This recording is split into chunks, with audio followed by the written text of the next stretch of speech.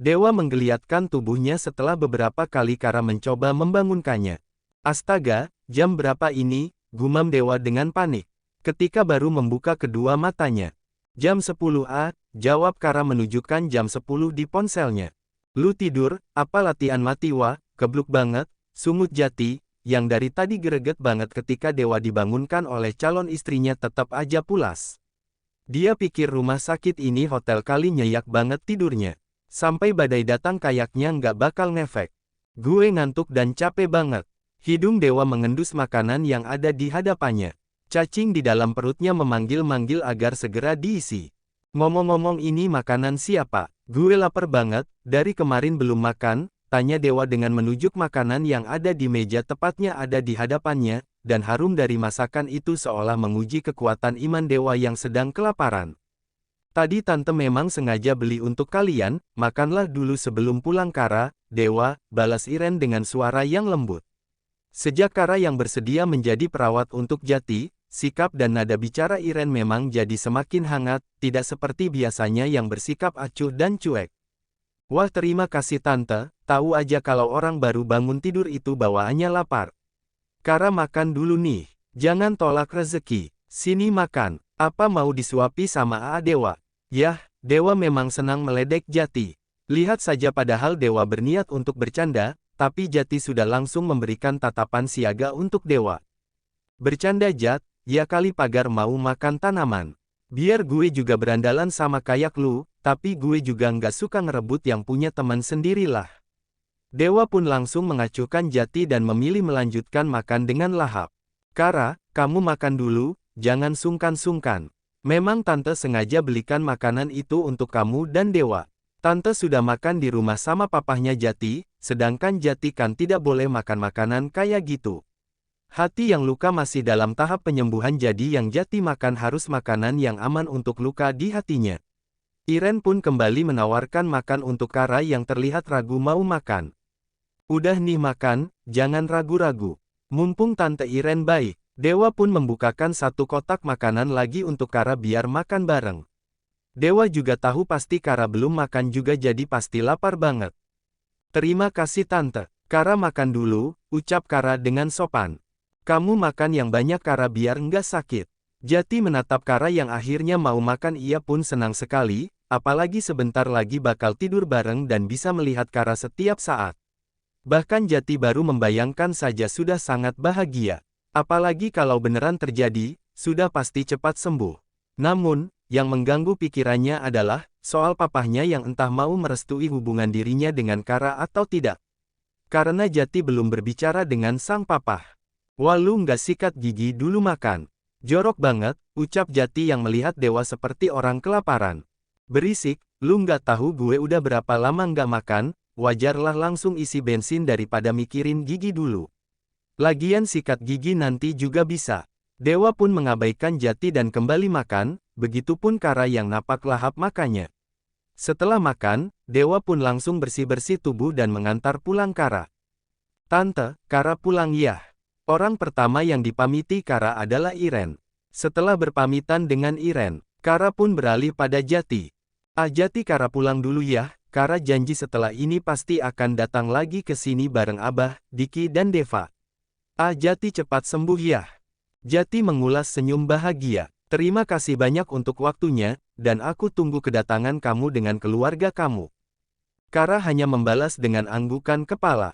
Jati pun bergantian menatap Dewa, yang kali ini sudah segar, wangi dan tampanlah, tidak seperti tadi saat pertama bangun tidur. Wah, gue nitip Kara ya, pastikan dia pulang dengan selamat, ucap Jati pada Dewa yang akan mengantarkan calon istrinya. Iya, bawel banget sih. Gue tahu juga kali keselamatan Kara adalah nomor satu, bukan karena dia calon lu ya, tapi karena itu adalah tanggung jawab gue. Setelah berpamitan Dewa dan Kara pun benar-benar pamit untuk pulang ke Jonggol. Sedangkan Jati, menatap mamahnya yang katanya menjaga Jati, tapi tetap saja banyak kerjaan yang dilakukan. Mah, apa mamah yakin kalau papa akan izinkan Jati menikah dengan Kara? Tanya Jati melanjutkan lagi apa yang tadi ibunya katakan akan berbicara dengan papahnya dan akan berjuang untuk bersama-sama menjaga Kara. Iren mengangkat wajahnya dan meletakkan kacamatanya di atas meja. Soal papa kamu jangan ambil pusing, mama kalau sudah bilang mau bantu pasti akan dituntaskan sampai selesai. Lagi pula mana bisa papa kamu melawan mama. Jadi kamu tenanglah. Pasti kamu dan Kara akan menikah. Iren senang ketika Jati memiliki kemauan yang tinggi untuk sembuh meskipun itu semuanya karena adanya Kara. Perjalanan yang ditempuh Kara dan Dewa pun tidak ada obrolan, sepi kayak kuburan pokoknya di dalam mobil. Bahkan ini lebih irit daripada saat berangkat ke rumah sakit. Kara terus menyandarkan tubuhnya dengan mata terpejam, tetapi sedetik pun wanita berhijab itu tidak bisa tertidur, dalam otaknya terlalu banyak yang dipikirkan terutama nanti ketika Jati tahu kebenarannya. Sudah pasti Jati akan sangat marah. Kara sangat sadar kalau ia saat ini sedang menyimpan masalah untuk suatu hari nanti, tetapi Kara juga tidak berhenti berharap kalau sebelum Jati sembuh kedua orang tua Jati merestui hubungan mereka yang sesungguhnya. Sehingga tidak harus ada perjanjian gila itu, atau setidaknya seperti yang di novel yang pernah ia baca. Di saat surat kontrak sudah hampir habis ada pertolongan dan tidak harus bercerai, tetapi mereka tetap melanjutkan pernikahan yang sudah terjalin dengan suci. Tentunya hidup dengan bahagia. Namun, ini bukan kisah novel ini adalah pengalaman pribadinya sehingga selain ia berharap kalau restu itu akan hadir, Kara juga harus mempersiapkan hal terburuk nantinya. Kara, kamu kenapa sih aku perhatiin kayak gelisah gitu? Kamu nggak sedang tidur kan? Tanya Dewa. Yah, sejak tadi Dewa memang memperhatikan tingkah Kara yang mana matanya terpejam, tetapi tidak dengan perasaannya yang sedang gelisah. Sehingga Kara terlihat gelisah terus. Mendengar pertanyaan Dewa, Kara pun perlahan membuka matanya. Bingung tentu yang Kara rasakan, apakah harus bercerita dengan Dewa atau tidak. Mungkin setelah bercerita dengan Dewa, laki-laki yang ia nilai baik bisa memberikan solusi. Namun, Kara juga belum begitu kenal dengan Dewa sehingga sedikit sungkan kalau harus bercerita dengan masalah yang cukup serius. Kara justru tidak langsung menjawab, ia hanya diam dengan memainkan jari-jarinya. Kara, kalau kamu ada masalah ceritalah. Mungkin ada yang kamu rahasiakan, ada yang terjadi dengan kamu tanpa sepengetahuan aku ceritakanlah. Kalau kamu berasa tidak enak mau cerita dengan aku, karena aku yang tidak begitu kenal sama kamu, maka kamu anggap aku abang kamu aja. Karena aku anggap Jati juga seperti adik aku sendiri. Meskipun Dewa dan Kara baru terlibat pertemuan yang singkat tapi Dewa bisa tahu dan yakin kalau Kara itu orang baik dan sekarang sedang dalam masalah. Kara lagi bingung banget, balas Kara dengan suara lirihnya. Akhirnya setelah mempertimbangkannya dengan matang Kara pun memutuskan untuk bercerita dengan Jati. Dengan apa yang terjadi dengan Kara dan kedua orang tua Jati. Bingung karena apa? Apa mungkin bingung karena Om Tommy, Tante Iren? Ada omongan mereka yang kurang mengenakan. Tanya Dewa dengan detail. Apa Dewa sudah dengar kalau Kara akan menikah dengan Jati? Tanya Kara balik. Jati pernah cerita, kalau dia bakal nikah dan aku sih yakin kalau cewek yang merubah pikiran Jati ya kamu. Memang ada apa? Tanya Dewa, semakin penasaran. Kara tadi dengar obrolan Om Tommy dan Tante Iren kalau mereka sedang cari perawat untuk menjaga dan merawat Jati selama masih sakit, karena dokter bilang untuk penyembuhannya cukup lama dan membutuhkan proses yang panjang untuk terapi dan segala macam. Itu sebabnya Kara mengajukan diri untuk menjadi perawat Jati, tapi Kara minta syarat agar mereka menikahkan Kara dan Jati. Tujuannya tentu agar Kara bisa menyentuh Jati tanpa dosa, dan juga apa yang Kara lakukan menjadi pahala yang diridhoi Allah. Tapi, Kara menjeda omongannya, karena ia masih ragu apakah mau cerita dengan Dewa atau tidak. Ia takut kalau Dewa nanti malah bocor. Tapi, yah tapinya apa? Bikin aku jadi makin penasaran aja, gerundel Dewa yang tidak sabar ingin mendengar kisah kelanjutan Kara dan Jati. Tapi, Dewa janji ya tidak akan membocorkan rahasia ini.